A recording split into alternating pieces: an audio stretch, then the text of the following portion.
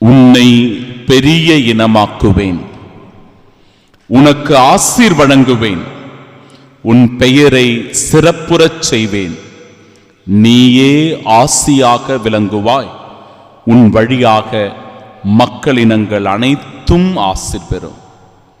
நம் ஆண்டவராகிய இயேசு கிறிஸ்துவின் அன்பும் அருளும் அமைதியும் மகிழ்ச்சியும் உங்கள் அனைவரோடும் இருப்பதாக. அன்பிற்குரிய சகோதர சகோதரிகளே, ஆண்டவருடைய கட்டளைகளை நாம் கடைபிடித்தால் நமக்கு ஆசீர்வாதங்கள் உண்டாகும். கடவுளுடைய ஆசீரை பெற்ற மக்களாக இந்த உலகத்தில் நாம் சாட்சிகளாக வாழ முடியும். யோவான் நற்செய்தி 14வது அதிகாரம் 15வது இறைவார்த்தை, நீங்கள் என் மீது அன்பு கொண்டிருந்தால் என் கட்டளைகளை கடைபிடிப்பீர்கள். கடவுள் மேல் நாம் முழுமையாக அன்பு செலுத்துகிறோம் என்றால் நாம் செய்கின்ற ஜபதப முயற்சிகள், நம்முடைய நோன்புகள், அறச்செயல்கள் இவை எல்லாமே கடவுள் மீது நாம் கொண்டிருக்கிற அன்பை இன்னும் மிகுதியாக்கும்.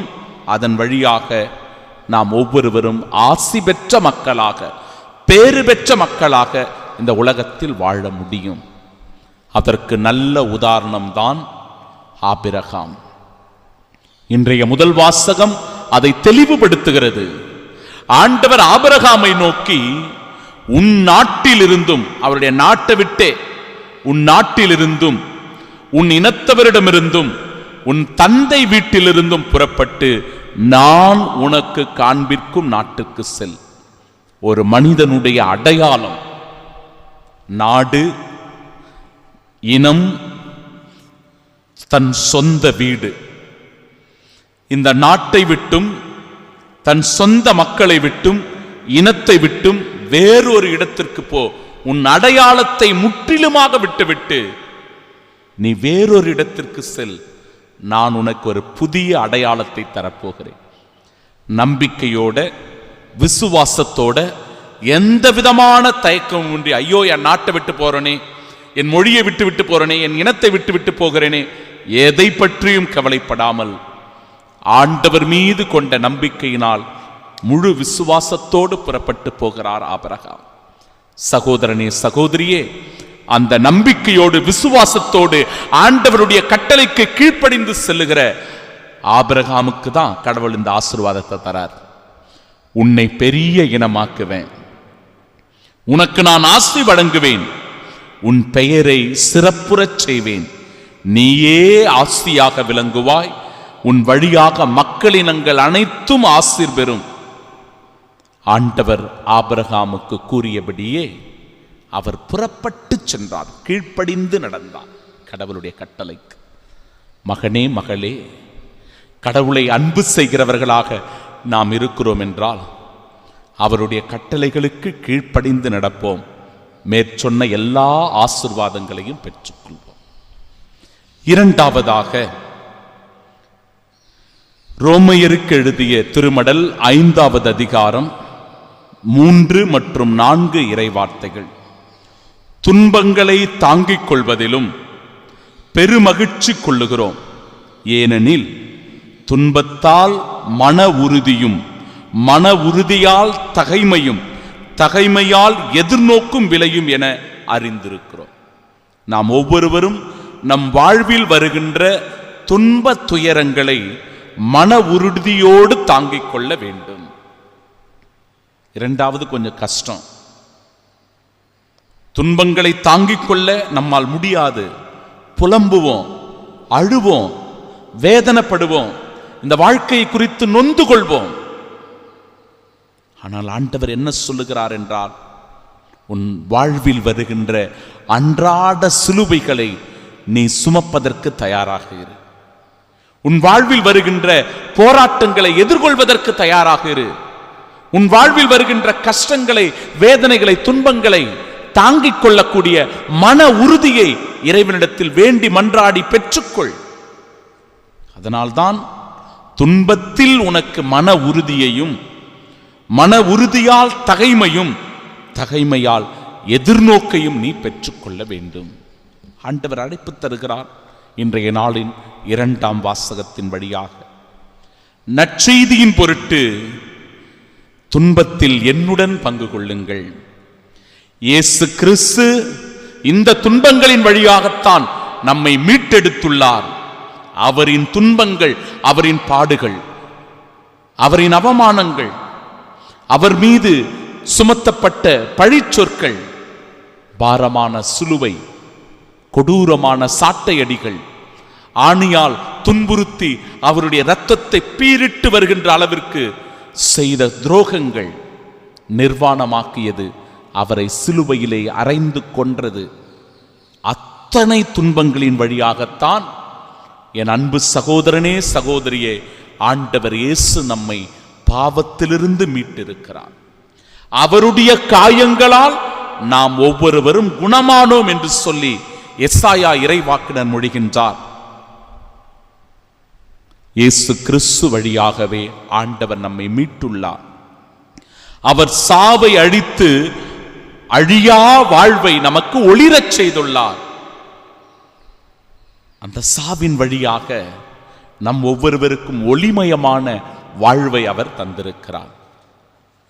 3வது, மத்தேயு நற்செய்தி 25வது அதிகாரம் 34வது இறை வார்த்தை. என் தந்தையிடமிருந்து ஆசி பெற்றவர்களே, வாருங்கள், உலகம் தோன்றியது முதல் உங்களுக்காக ஏற்பாடு செய்யப்பட்டிருக்கும் ஆட்சியை உரிமை பேராக பெற்றுக்கொள்ளுங்கள். மிகச் சின்னம் சிறிய என் சகோதர சகோதரிகளுக்கு நீங்கள் எதையெல்லாம் செய்தீர்களோ, பசித்தோருக்கு உணவு, தாகமுற்றோருக்கு தண்ணீர், ஆடை இல்லாதவர்களுக்கு ஆடை, நோயுற்றோரை சென்று கவனித்துக் கொள்வது, சிறையில் வாடுவோரை சென்று சந்திப்பது, இந்த எல்லா நற்செயல்களின் வழியாக சின்னம் சிறிய என் சகோதர சகோதரிகளுக்கு நீங்கள் எதையெல்லாம் செய்தீர்களோ எனக்கே செய்தீர்கள் என்று சொல்லி ஆண்டவர் நம்மை பேறு பெற்ற மக்களாக, ஆசி பெற்ற மக்களாக அங்கீகரிக்கிறார் இந்த நற்செயல்களின் வழியாக. சகோதர சகோதரிகளே, நற்செயல்களை செய்வதின் வழியாகத்தான் நாம் ஒவ்வொருவரும் கடவுளுடைய மாட்சியில் பங்கு பெறுகின்ற பாக்கியம் பெறுகின்றோம்.